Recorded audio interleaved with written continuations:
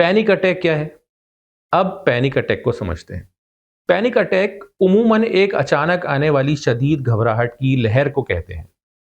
इंसान नॉर्मल बैठा होता है, काम कर रहा होता है, गाड़ी चला रहा होता है, बाजार में होता है या किसी महफिल में है, नमाज पढ़ रहा है या सोते सोते अचानक उठ बैठता है और एकदम जिस्म में अजीब सी कैफियत शुरू हो जाती है।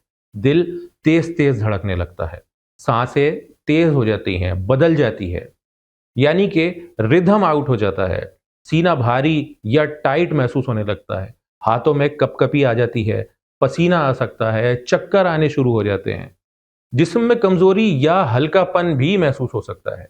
कभी हाथ पांव सुन्न हो जाते हैं, कभी ठंडे पड़ जाते हैं और कभी ऐसा लगता है कि जिस्म कंट्रोल से ही बाहर जा रहा है।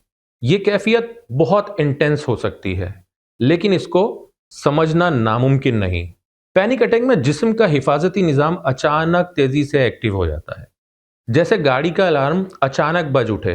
जरूरी नहीं कि गाड़ी चोरी हो रही हो, मगर अलार्म मुसलसल बज रहा है। इसी तरह पैनिक अटैक में जिस्म डेंजर मोड में चला जाता है, हालांकि कई बार असल खतरा सिरे से मौजूद ही नहीं होता।